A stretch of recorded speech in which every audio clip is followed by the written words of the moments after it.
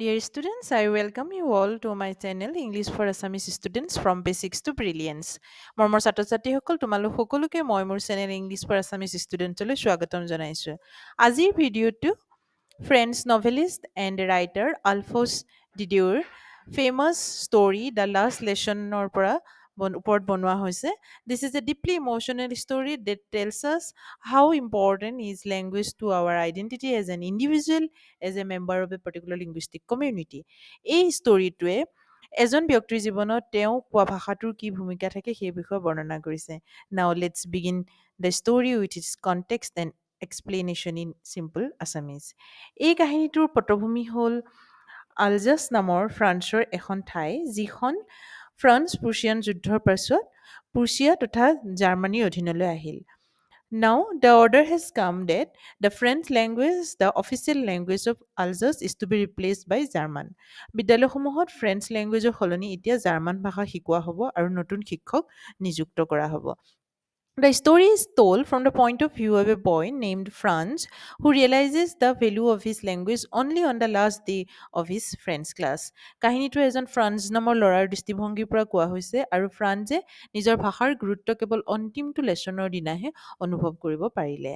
এতিয়া আমি কি থিমছবিলাক আলোচনা কৰোঁ। Franz was late to school and he was afraid because he didn't prepare his lesson. But when he reached the school, he found a totally different atmosphere, no scolding, no noise, nothing. Franz স্কুলত ওলোৱাত অলপ পলম হৈছিলে আৰু সি শাস্তিৰ সন্মুখীন হ'ম বুলি ভয় খাই আছিলে। কিন্তু যেতিয়া সি স্কুলত গৈ পাইছিলে সি এটা সম্পূৰ্ণ বেলেগ পৰিস্থিতিৰহে সন্মুখীন হ'লগৈ।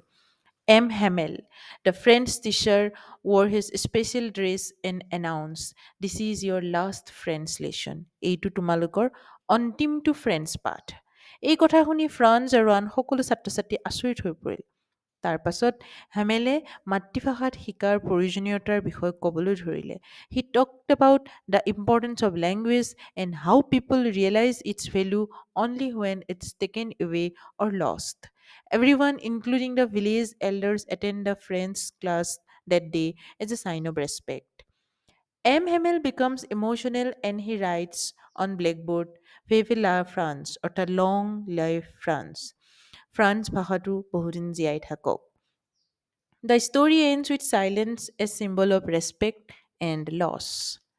এই গল্পটোৱে আমাক দেখুৱাইছে যে যেতিয়া এটা ভাষা বা সংস্কৃতি হেৰুৱাৰ উপক্ৰম হয় তেতিয়াহে মানুহে ইয়াৰ গুৰুত্ব বুজি পায়।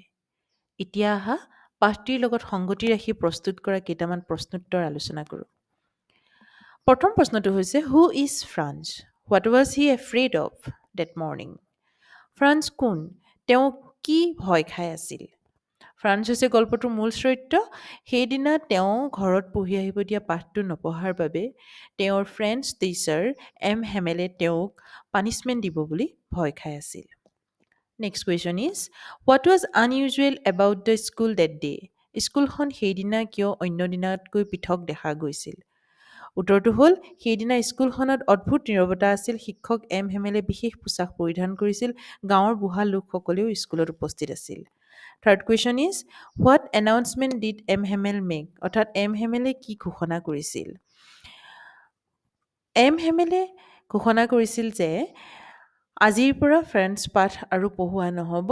অহাকালিৰ পৰা স্কুলত জাৰ্মান শিক্ষক নতুনকৈ নিযুক্তি পোৱা জাৰ্মান শিক্ষক আহিব। So these are some of the suggested questions and answer on the last lesson. If you found this explanation helpful, যদি তোমালোকৰ মোৰ ভিডিঅ'টো ভাল লাগিছে, please like, share and subscribe to English for Assamese students. More videos on prose, poetry and grammar are coming soon. Thank you. See you soon.